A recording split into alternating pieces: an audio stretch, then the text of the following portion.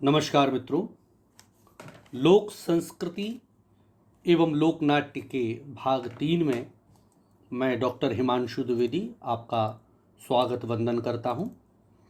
और जैसे कि पहले 2 लेक्चरों में हमने लोक और फोक में अंतर, उनकी अवधारणा, उनकी परंपरा, उनका ऐतिहासिक दृष्टिकोण, इस पर प्रकाश डाला।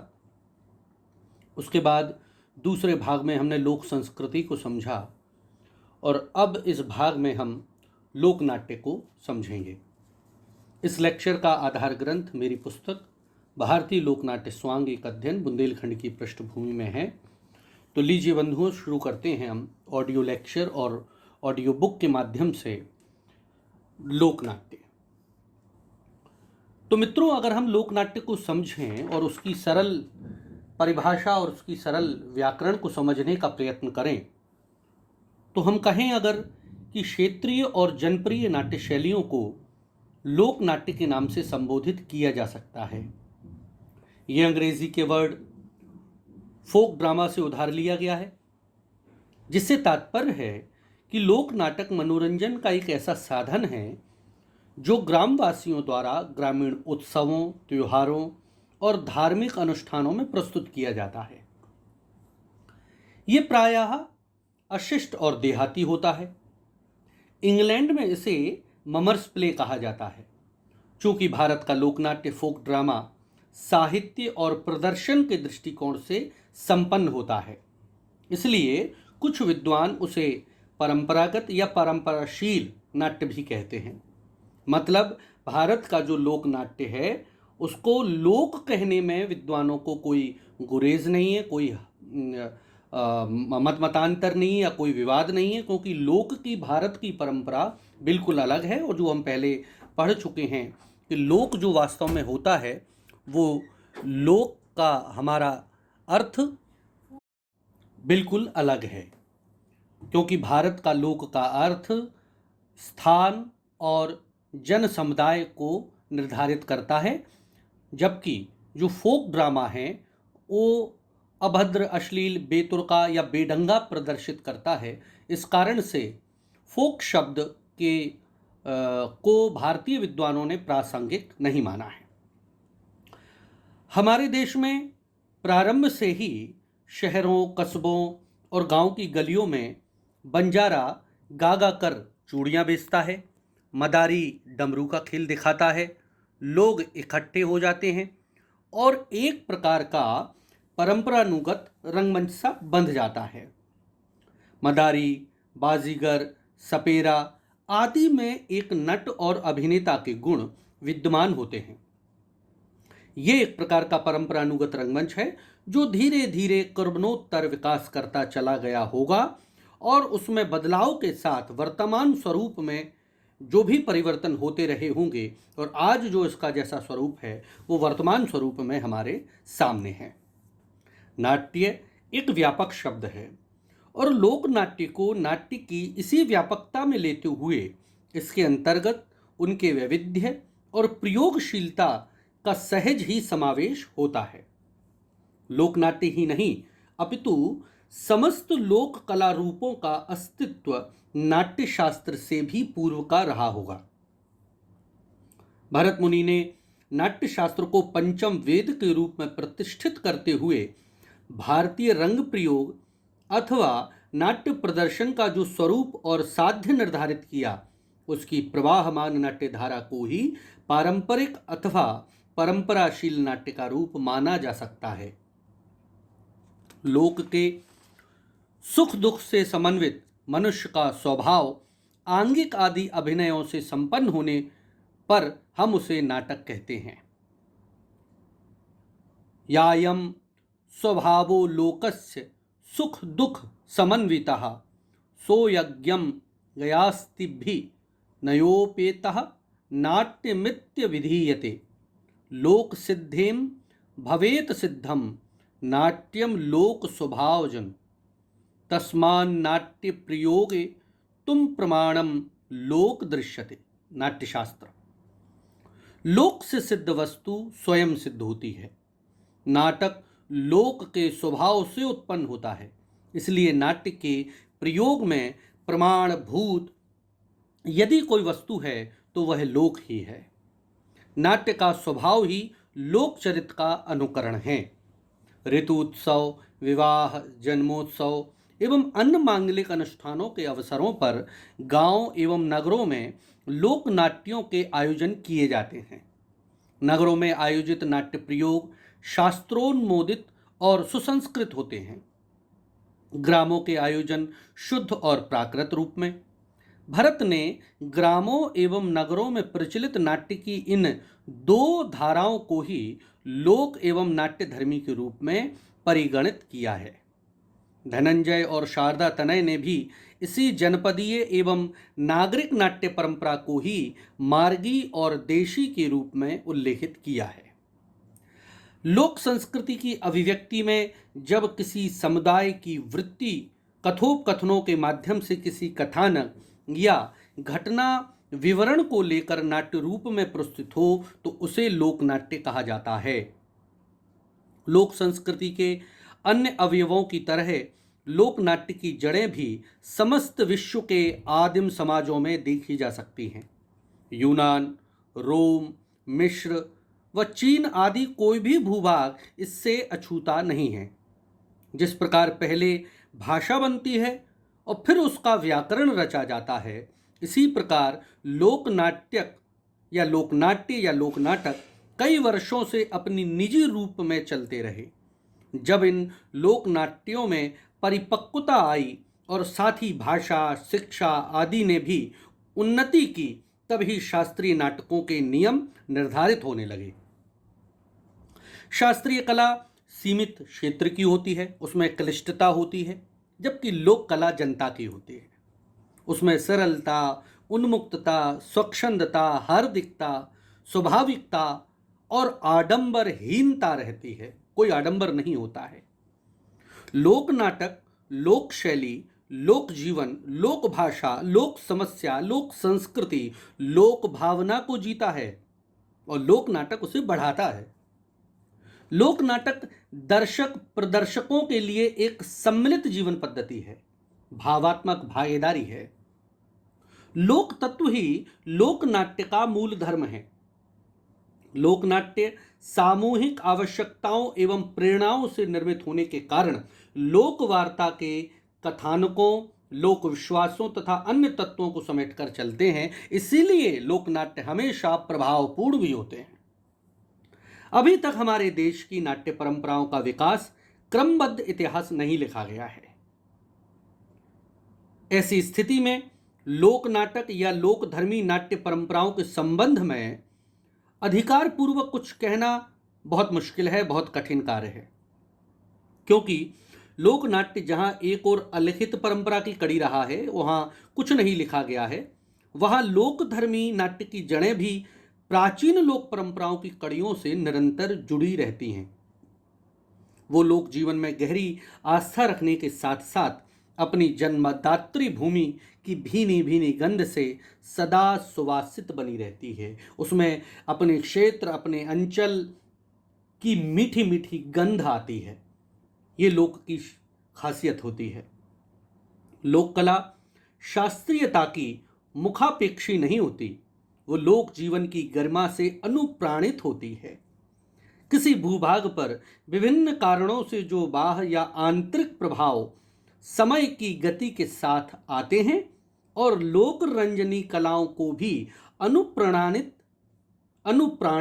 व प्रभावित करते हैं और उन पर अपनी स्थायी छाप छोड़ जाते हैं, जिन्हें ये कलाएं बिना हिचक के आत्मसात करती हुई सदा बढ़ती रहती हैं।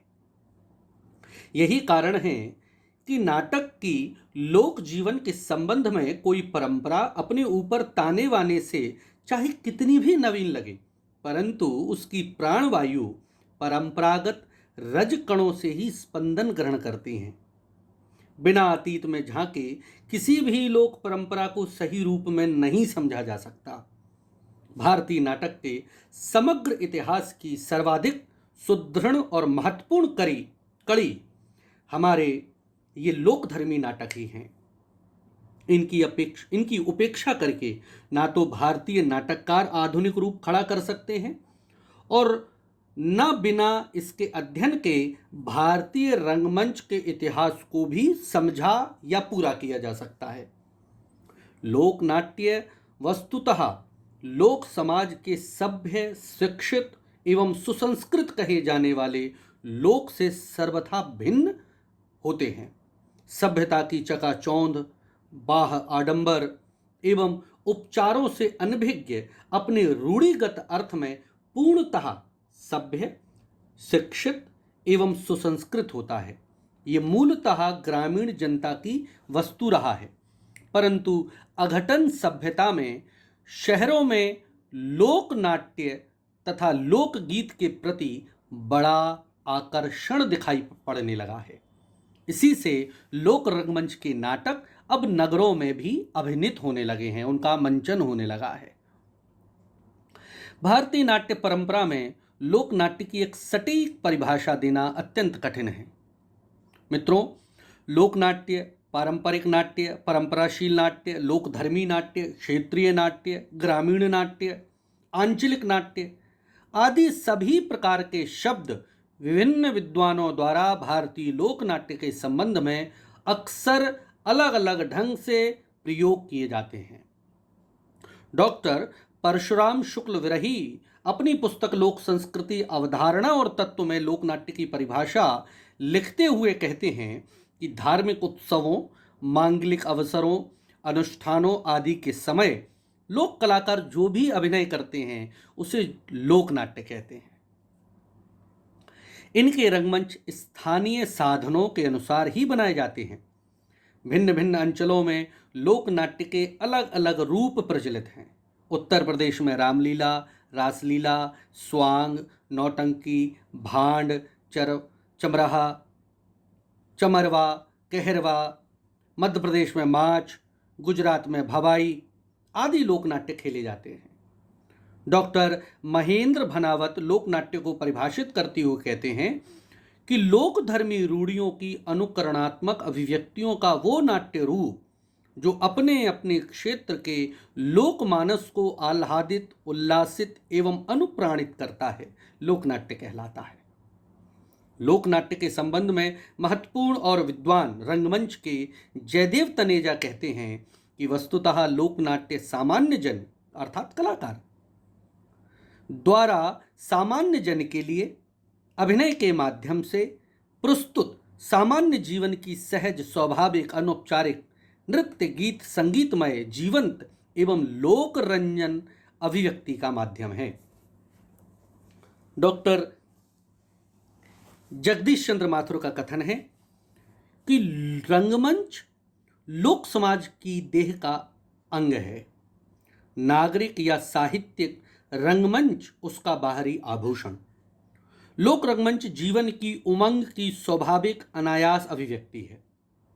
अतः लोक नाट्य की भिन्न भिन्न परिभाषाओं से ये स्पष्ट है कि लोक जीवन में लोक नाट्य का अर्थ उस प्रकार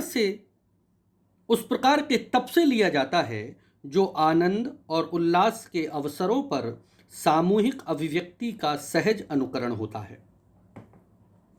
यह नाट्य सामूहिक आवश्यकताओं और प्रेरणाओं से निर्मित होते हैं।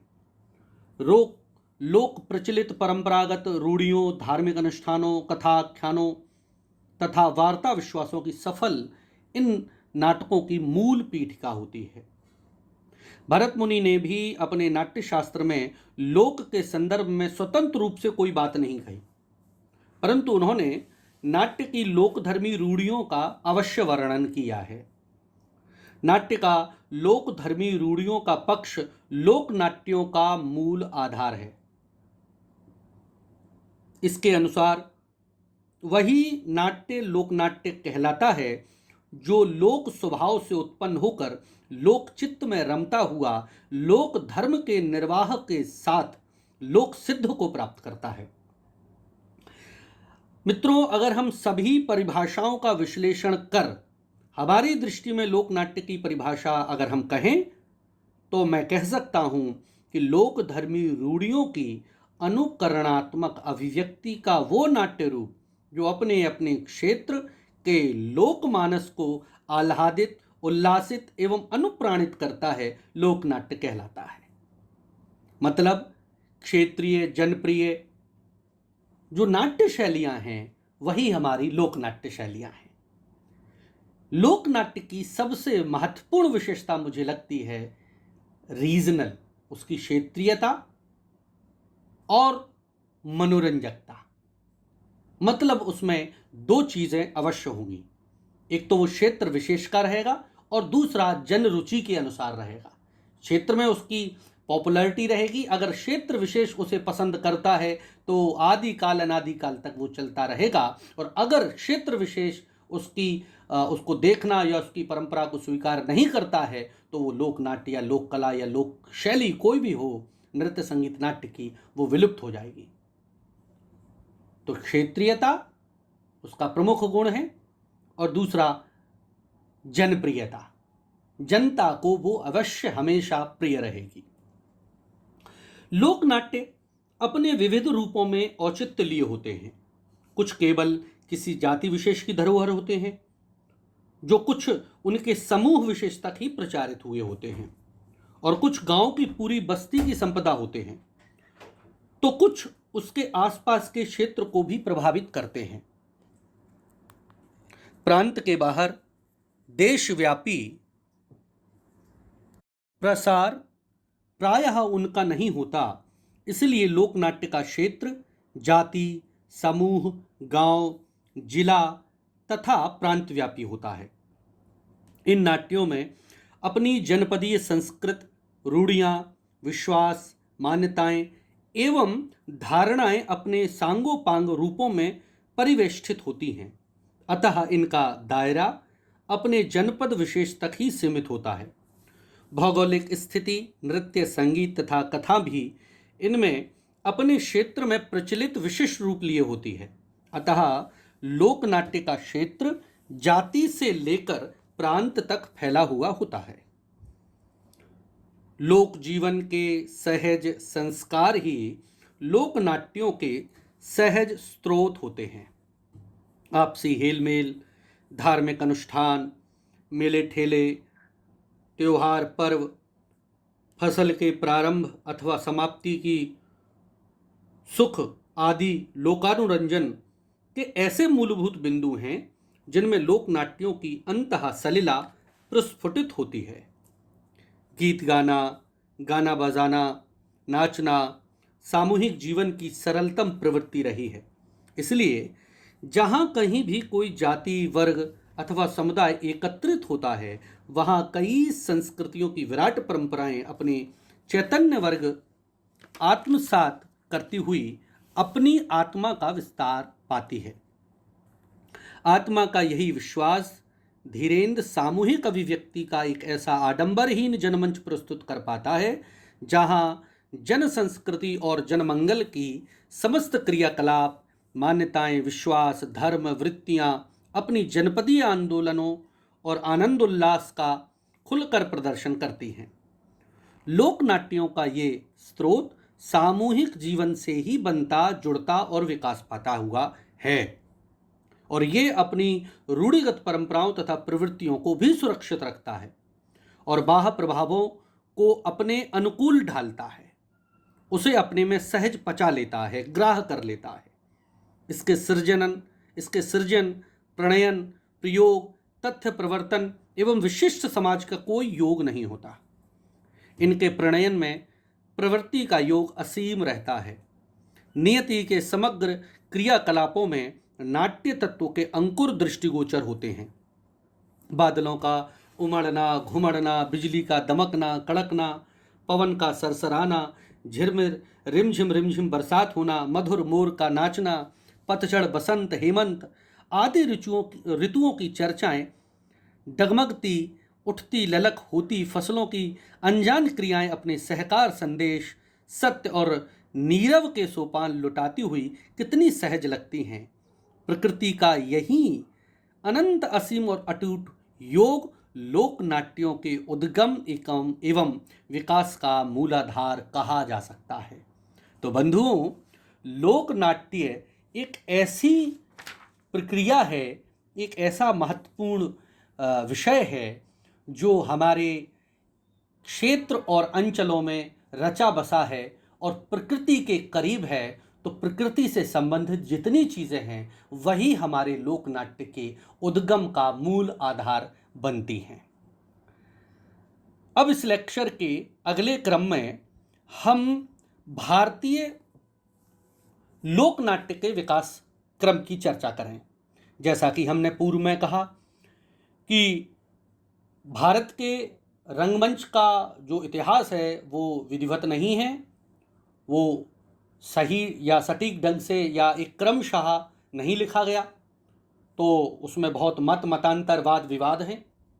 और हमारा थिएटर भी ऐसे ही डेवलप हुआ है। अगर मैं आपको बहुत संक्षिप्त में बताऊं तो हम सबसे पहले संस्कृत रंगमंच या नाट्यशास्त्र की परंपरा की बात करते हैं, और फिर हम कहीं पैरेलल लोक रंगमंच की बात करने लगते हैं, और फिर हमें अंग्रेजी थिएटर दिखता है हिंदुस्तान में, फिर हमें एक पारसी रंगमंच भी दिखता है, समकालीन रंगमंच भी दिखता है। तो कौन सा रंगमंच कब आया, कब चला, ये बहुत सटीक ढंग से नहीं कहा गया और ना कहा जा सकता है। लेकिन अधिकांश विद्वानों ने अपने अपने मतानुसार भारत के रंगकर्म को एक ऐतिहासिक दृष्टि से वर्णन किया है। तो यहाँ पर हम भारत के जो लोक नाट्य है या भारत का जो ट्रेडिशनल थिएटर है उसके विकास क्रम को हम समझेंगे, और ये मैं जगदीश चंद्र माथुर की जो पुस्तक है परंपराशील नाट्य, उसके आधार पर मैं यहाँ पर वर्णन कर रहा हूँ। तो उनके मतानुसार, और मैं अपनी बातों को इसमें ऐड करते हुए अपनी बातों को इसमें जोड़ते हुए भारत के लोकनाट्य को हम 4 कालखंडों में विभक्त कर सकते हैं। पहला, संस्कृत नाटकों का पतन और लोक नाटक, ये लगभग 1000 ईस्वी से 1500 ईस्वी तक है। दूसरा है भक्ति आंदोलन, वैष्णव संत और लोक नाटक, ये 1500 ईस्वी से 1650 तक इसका कालखंड है। तीसरा है आंचलिक एवं लोक संस्कृति से प्रभावित नाटकों का जो युग है, इसका टाइम पीरियड है 1650 से 1800। और चौथे चरण में हम आधुनिक या वर्तमान लोक नाटकों का युग कह सकते हैं, जो 1800 ईस्वी से स्वतंत्रता से पूर्व या स्वतंत्रता के बाद और आज तक, इस कालखंड में हम इसको बांट सकते हैं। तो अगर पहले चरण की हम बात करें, संस्कृत नाटकों का पतन और लोक नाटक, जिसका समय कालखंड है 1000 से 1500 ईस्वी, तो हम कह सकते हैं कि पारंपरिक भारतीय रंगमंच का विकास मध्यकाल में लगभग 11वीं और 12वीं शताब्दी से माना जाता है। जब संस्कृत भाषा का पतन हो रहा था तो संस्कृत नाटकों का भी पतन होने लगा, क्योंकि संस्कृत बहुत गूढ़ और अलंकृत भाषा थी। ये जनसाधारण की समझ से परे है। इसकी एक और विशेषता थी कि इसके अध्ययन की मान्यता कुछ वर्ग विशेष तक ही सीमित थी। फलस्वरूप ये जनसाधारण के समीप ना होकर उनसे दूर हो गई। और उसी समय हिंदू धर्म से अनेक धर्मों का भी विकास हुआ, और वे धर्म अपने अपने धर्म का प्रचार करने के लिए क्षेत्रीय बोलियों या रीजनल लैंग्वेजेस का सहारा लेने लगे। अतः हम कह सकते हैं कि जब से क्षेत्रीय भाषा का उत्थान हुआ, तभी से क्षेत्रीय रंगमंच का विकास हुआ होगा।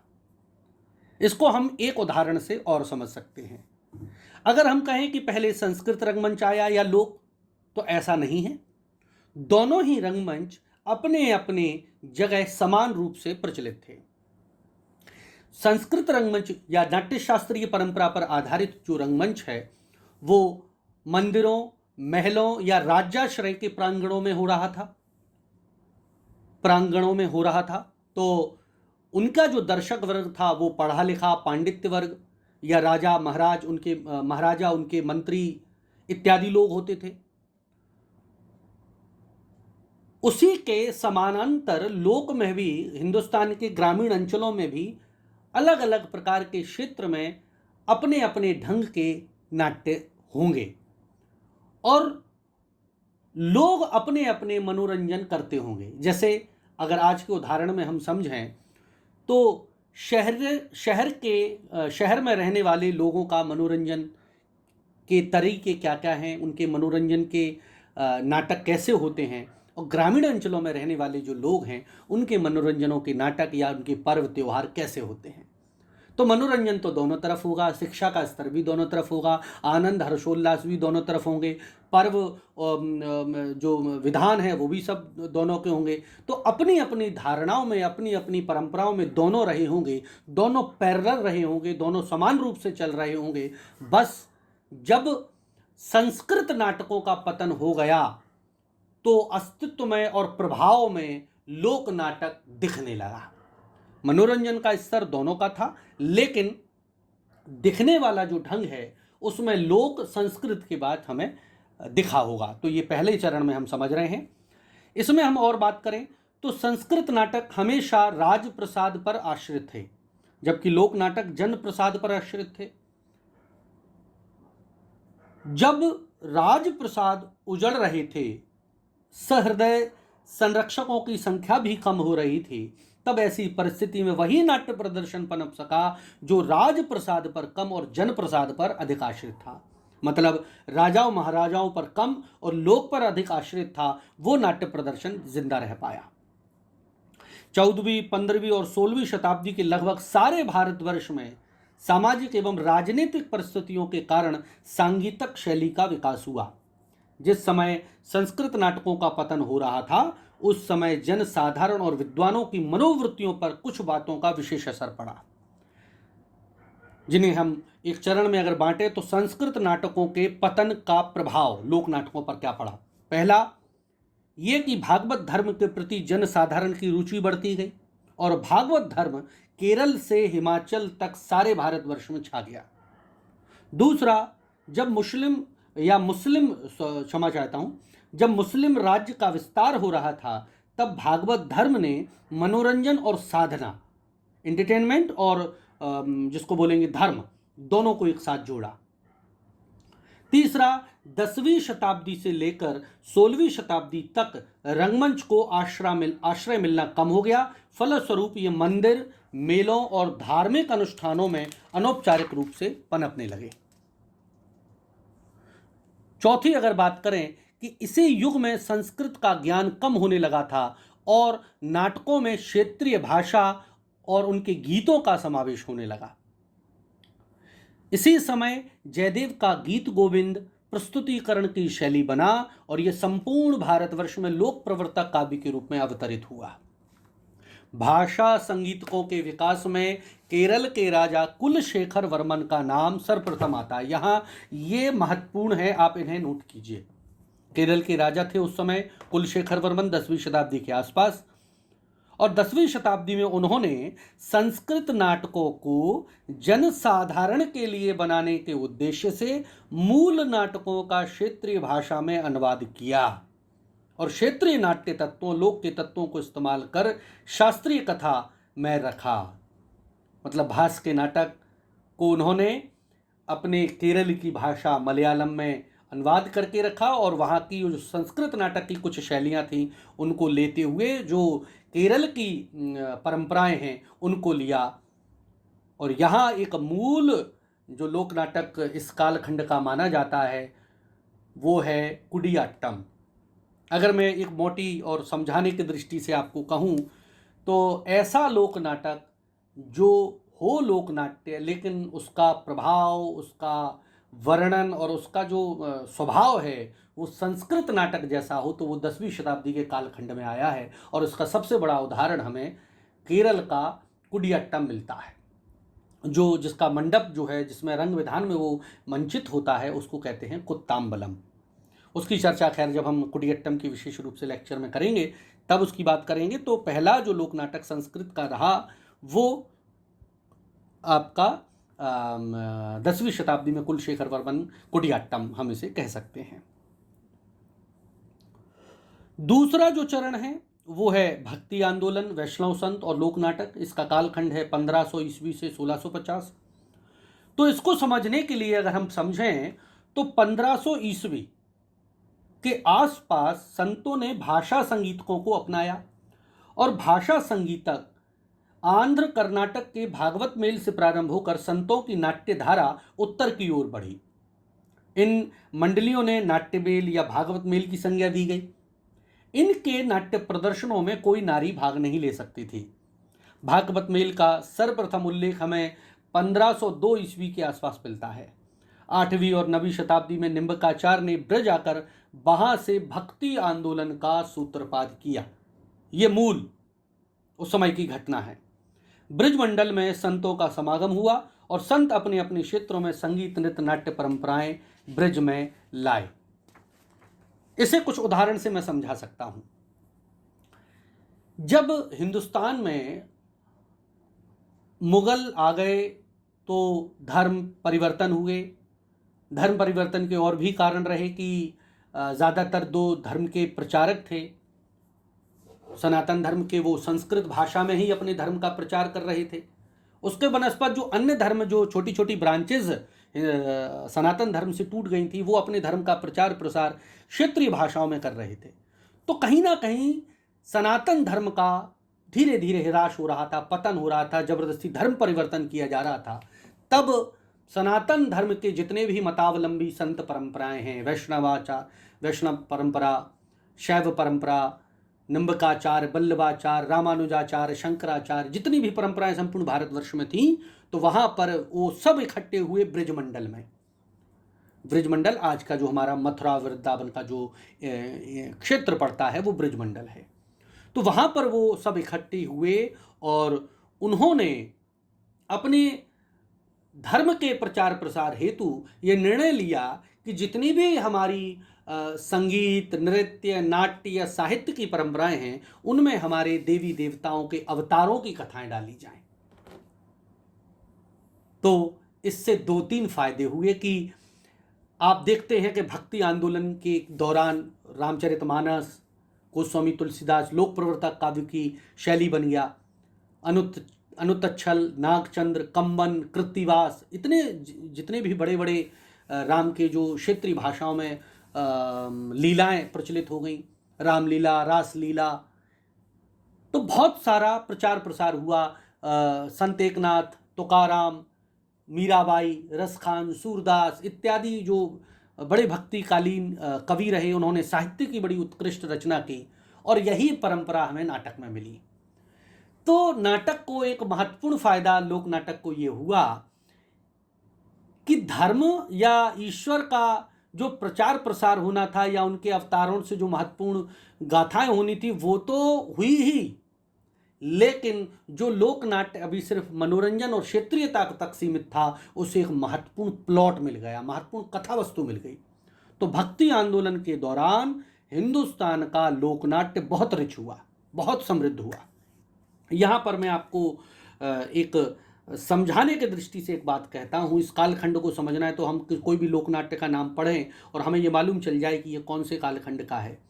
तो बहुत सरलीकृत ढंग से जो भी लोकनाट्य जिसका विषय वस्तु भक्ति हो, वो भक्ति पर आधारित हो, तो आप समझ लीजिएगा वो 90% भक्ति आंदोलन के दौरान है। जैसे यक्षगान, भामाकल्पन, भागवत मेला, रामलीला, रासलीला, जात्रा, ये सब जो नाट्य विधाएं हैं वो लगभग 15वीं-16वीं शताब्दी के आसपास इनका उदय हुआ।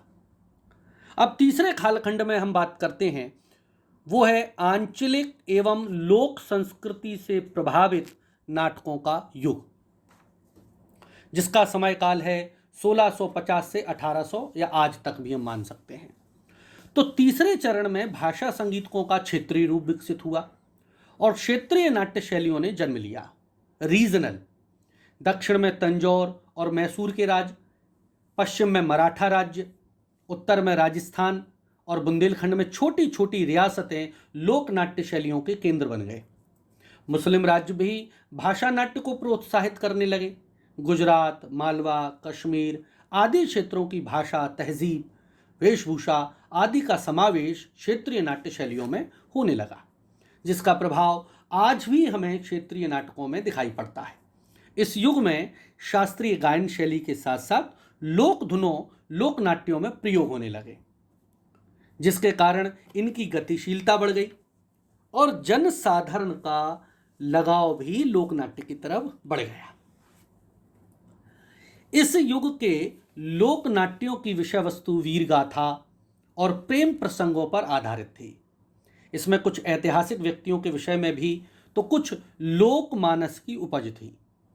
16वीं 17वीं शताब्दी में सरायकेला छाऊ, पुरुलिया छाऊ, भवाई, स्वांग, खयाल आदि लोक नाट्यों का जन्म हुआ। अर्थात ऐसे लोक नाट्य जो जिनका विषय प्रहसन हो, हास्य हो, समस्या हो, सामाजिक नाटक हो, राजनीतिक नाटक हो, ऐसे लोक नाट्यों जो भी आपको मिलें वो लगभग उनका कालखंड ये तीसरा चरण है आंचलिक एवं लोक संस्कृति से प्रभावित 16वीं-17वीं शताब्दी के आसपास 18वीं शताब्दी तक।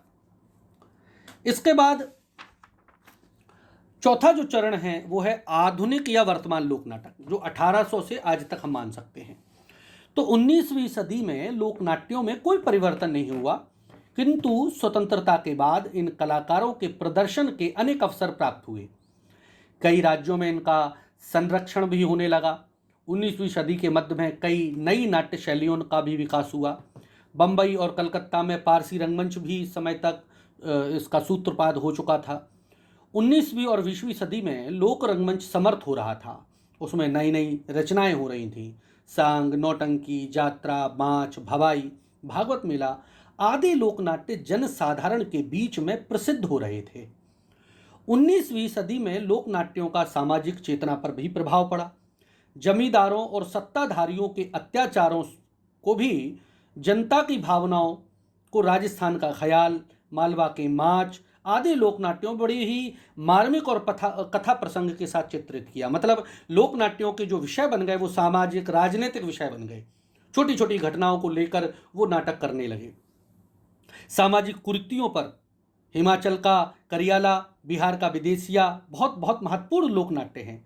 इस कालखंड के ही ये लोक नाट्यों का प्रचलन हुआ। उनकी परंपराएं थोड़ी पहले की हैं, हम अगर अलग अलग लोक नाट्य पढ़ेंगे, लेकिन एक व्यापक परिदृश्य में अगर हम उसे देखें कि उसका विस्तार कहाँ कहाँ हो रहा था, तो हम ये जानेंगे कि उसका आधुनिक और लोक नाट्य जो 1800 के आसपास का चरण है वहाँ पर उसका विस्तार हुआ। इसी तरह जातिगत भेदभाव पर महाराष्ट्र का तमाशा और गुजरात का भवाई भवाई बहुत महत्वपूर्ण नाटक है, जिसका उद्भव और उत्पत्ति ही जाति प्रथा के खिलाफ हुई है। जब हम गुजरात का लोक नाट्य पढ़ेंगे तो उसमें हम जानेंगे कि असाहित नाम के ब्राह्मण ने जब वो मुस्लिम कन्या को बचाया सूबेदार से, तो जाति ने उनको अलग कर दिया। तो उन्होंने जाति के खिलाफ, ब्राह्मण होते हुए भी अपनी ब्राह्मण जाति के खिलाफ लड़े और कहा कि मैं अब आजीवन भवाई लिखूंगा, और उन्होंने 150-200 भवाई का निर्माण किया और जाति प्रथा पर तीखा व्यंग्य किया। इसी तरह से अगर हम और उदाहरण देखें तो मयूरभंज छाऊ है, तमाशा आदि जो लोक नाट्य हैं वो इस कालखंड में हुए। तो ये था महत्वपूर्ण विकास क्रम, जिसको हम अंग्रेजी में कहें तो the development of folk theatre, Indian folk theatre.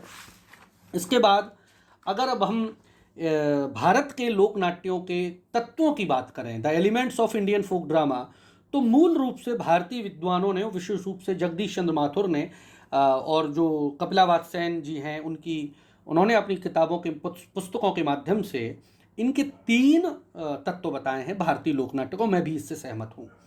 पहला है संगीत, म्यूजिक, दूसरा है नृत्य, डांस, और तीसरा है संवाद, डायलॉग, गायन शैली में। मतलब हिंदुस्तान का कोई भी लोक नाट्य हो, उत्तर से लेके दक्षिण तक, पूर्व से लेके पश्चिम तक, किसी भी अंचल का हो, उसमें संगीत होगा। भारत के लोक नाट्य की महत्वपूर्ण विशेषता होती है उसका संगीत, और संगीत क्षेत्रीय संगीत, रीजनल, क्षेत्र विशेष का होगा। 25-30 किलोमीटर जहां तक उसका एरिया है वहां तक रहेगा, और जैसे ही वो क्षेत्र बदलेगा वो संगीत की परंपरा, गायन की शैली, गायन के बोल, ये सब बदल जाएंगे, धुनें बदल जाएंगी, राग रागनियां बदल जाएंगे। दूसरा है नृत्य। हिंदुस्तान का कोई भी लोक नाट्य नहीं है जिसमें नृत्य ना हो, ऐसा हो ही नहीं सकता। और मैं अगर थोड़ा सा समझाने की दृष्टि से अपने विद्यार्थियों को कहूँ तो एक मोटा मोटा अंतर आप समझ सकते हो, बहुत बहुत बहुत ज़्यादा बारीक दृष्टि से नहीं, एक थोड़ा सा ऊपर की दृष्टि से, कि उत्तर भारत के जितने लोक नाट्य हैं वो लगभग संगीत प्रधान ज़्यादा हैं, उनमें गायन ज़्यादा है, और दक्षिण भारत के जितने लोक नाट्य हैं वो नृत्य प्रधान हैं, वहाँ नृत्य का बहुत सिस्टमेटिक ढंग से डेवलपमेंट हो पाया। और तीसरा महत्वपूर्ण है संवाद। संवाद हमेशा गायन शैली पोएटिक, पद्यात्मक रूप में रहेंगे, डायलॉग्स फॉर्म में नहीं रहेंगे। और आज भी अगर हम स्वांग इनमें डायलॉग देख रहे हैं और उच्चारण होने लगे हैं तो वो सीधा सीधा उसका परंपरा का फॉर्म है, जिसको हम कह सकते हैं मतलब पारसी और अंग्रेजी थिएटर के प्रभाव के कारण वो उसमें जो एक रियलिस्टिक अप्रोच या जो संवाद यथार्थवाद की तरह हम बोलने लगे हैं, वो पारसी थिएटर के बाद इसमें और वेस्टर्न थिएटर जो अंग्रेजी थिएटर शेक्सपियरियन थिएटर आ गया और वहाँ की नाट्य मंडलियाँ आ गई, तो जो जितना भी हम परिवर्तन देखते हैं पर्दों का, सीनिक डिज़ाइन, ये सब हमें बाहर के रंगमंच से आया है, जिसे लोक ने स्वीकार किया है। तो मित्रों, आज का जो तीसरा भाग था, इसमें हमने लोकनाट्य की परंपरा, लोकनाट्य की परिभाषा, लोकनाट्य के विभिन्न विभिन्न विद्वानों के अलग अलग मत, और उसके बाद लोकनाट्य के विकास, उसका क्या विकास चरण है, इस पर बात की। और अब अगले जो इसका भाग रहेगा लोकनाट्य और लोक संस्कृति, उसमें हम भारत के लोकनाट्य के तत्व, जिसका हमने अभी थोड़ी सी चर्चा की, लोकनाट्य के तत्व और लोकनाट्य के और भी कौन कौन से तत्व हो सकते हैं। एक तो 3 तत्व ये जो हमने चर्चा की, इसके अलावा और भी अन्य महत्वपूर्ण तत्व क्या हो सकते हैं वो, और लोकनाट्य की विशेषताएं और प्रमुख पृथक पृथक राज्यों के लोकनाट्य और उनकी लोक शैलियाँ, इनकी हम चर्चा करेंगे। आप सभी ने सुना, उसके लिए बहुत बहुत धन्यवाद। और इसका जो आधार ग्रंथ है वो है मेरी पुस्तक भारतीय लोकनाट्य स्वांग एक अध्ययन, और उम्मीद है आप सभी को अच्छा लगा होगा। थैंक यू सो मच, बहुत बहुत धन्यवाद।